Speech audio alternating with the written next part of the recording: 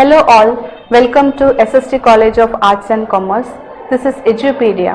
Myself, Archana Nair. Here we are going to discuss the topic from the calculus course, and the topic is derivative functions. So what is derivative functions, or we are going to discuss our derivative functions at a point. Okay, so in this condition we have to match few conditions along with the derivative of the respective functions.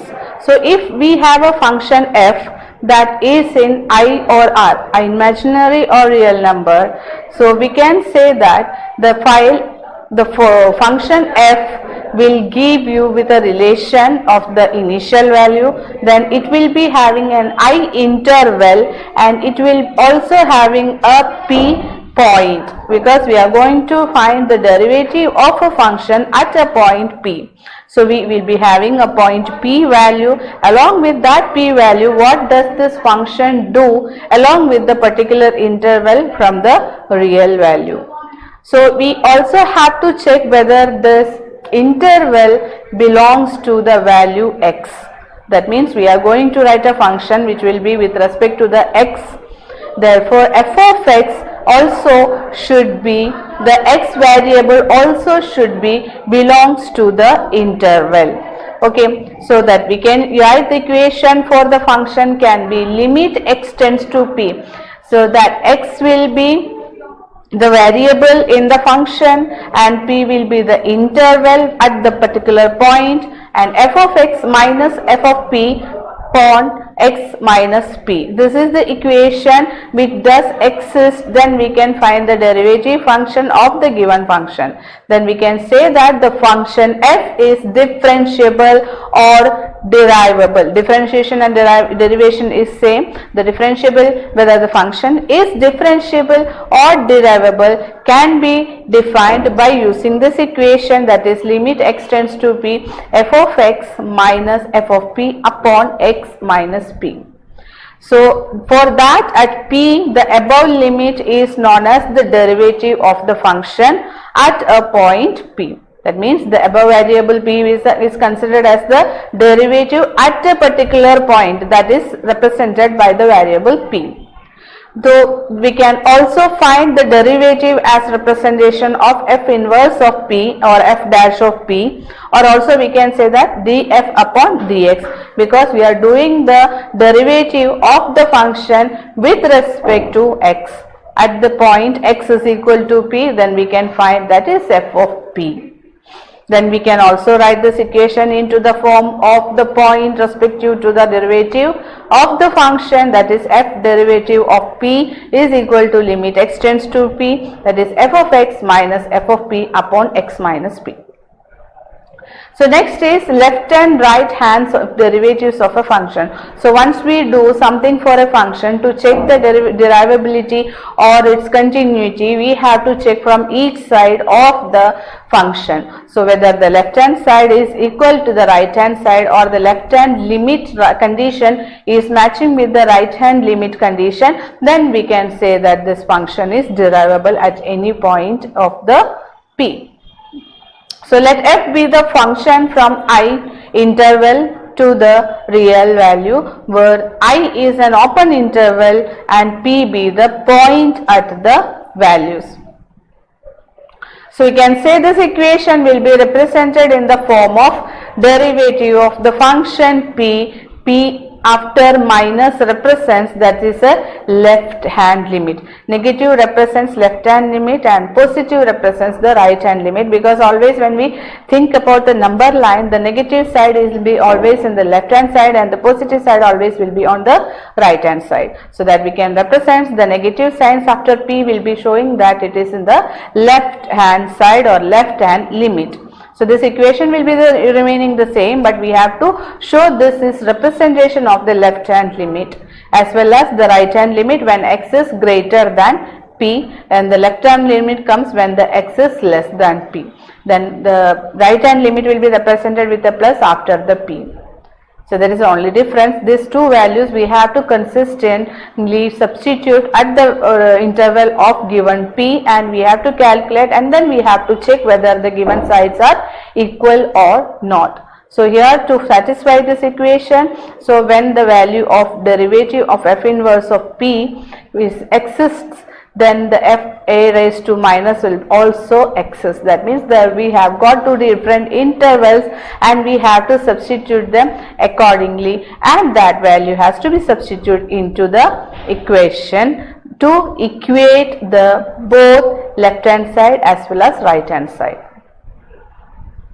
So we are going to derive this equation, derive this condition of derivation with the help of a question. Here we have got a question, f of x is equal to 4x plus 7, which is x less than 3. That means the value of x is less than 3, then we will get the function result as f4x plus 7. That if the value of x is less than 3, then we have to consider the function as 4x plus 7, and if the value of x is greater than or equal to 3, then we have to consider the equation x square plus 3x plus 7. So here we have to check whether this function given condition is differentiable or not. So here we can start. We will have the function, we will consider the function where the x is greater than or equal to 3. So that we will consider, then we will substitute in that equation the value of 3, because we have got the equal to x is greater than or equal to 3 is the condition. So while considering x is equal to 3, we can substitute the value of 3 into the given function, respective function, that is f of x is equal to x cube plus 3x plus 1. Substituting the value of 3 with respect to the x values, we will get answer is 19. So now we have got a value for f of 3. Now we have to find the value of the left hand limit as well as the right hand limit. That means we have got two sides of the x, that is x less than 3 and x greater than 3. Here we have find what is x at 3, that is equal to 19. So left hand derivative at f, we have to substitute the value with the equation of limit x tends to 3, f of x minus f of 3 upon x minus 3.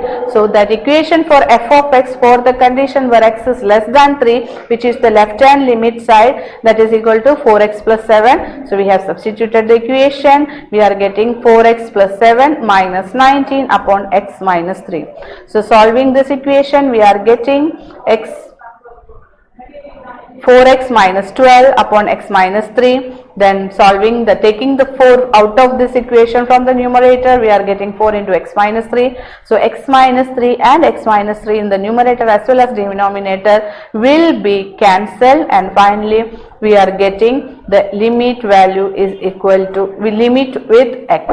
X is being cancelled, so we are getting the derivative of the function f of 3 on the left hand limit is equal to 4. Because there is no variable, then there is no substitution of the value of x with respect to limit, then we are getting the constant as it is 4.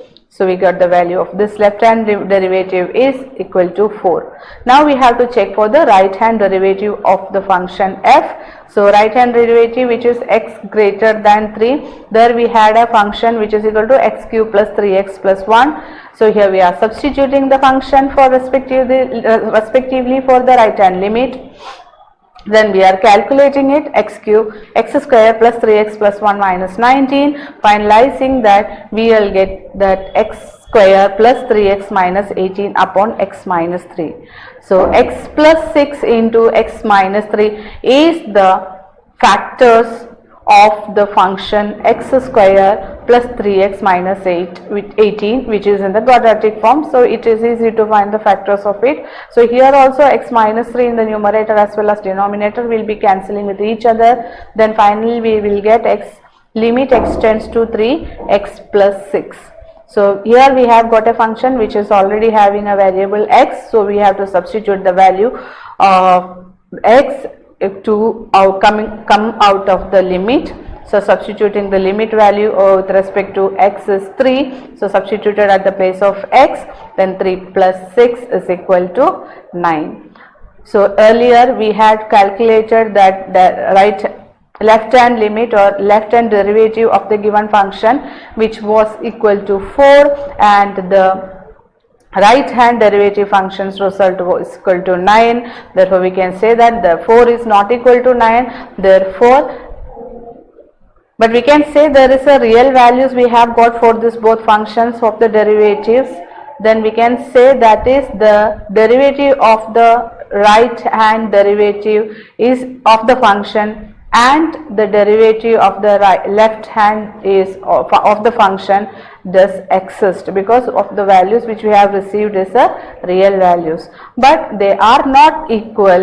Therefore we can say that the function f is not differentiable at x is equal to not 2, actually it is x is equal to 3.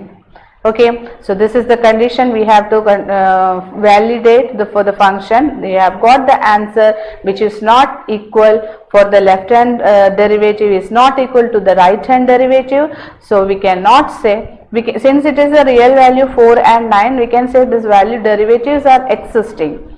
Derivative of the individual functions are existing, but still they are not equal, they are not differentiable at x is equal to 3. Okay, so this much is for the derivation function of a point. Thank you so much.